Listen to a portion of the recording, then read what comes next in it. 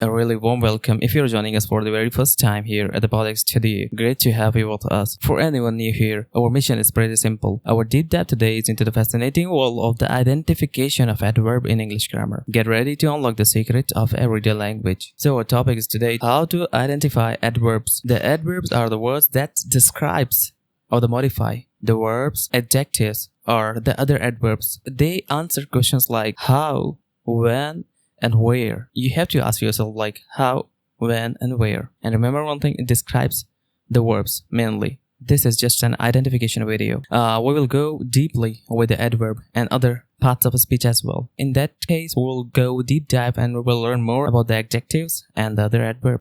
Okay, so let's move further. Example number 1. He will be leaving tonight. And as I told you that it describes the verb. So here if you will ask yourself when. So you will get an answer tonight. That's why tonight is a adverb and will be living is a verb, and that tonight is described the adverb. Let's move to the second one. He walked carefully as he had injured his legs. If you will ask yourself like how he walked, so then you will get an answer, the carefully, and walked is a verb here, and the carefully is describing about the verb. That's why it's a adverb. Let's move with the third example. Go outside and fetch some water for me. Fetch means bring. So go outside and fetch some water for me. If you will ask yourself where, then you will find an answer outside. That's why outside is an adverb and go is what?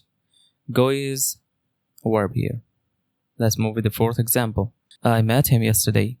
If you will ask yourself when, then you will get an answer yesterday. And here the met is the verb here, and describing the verb is called adverb.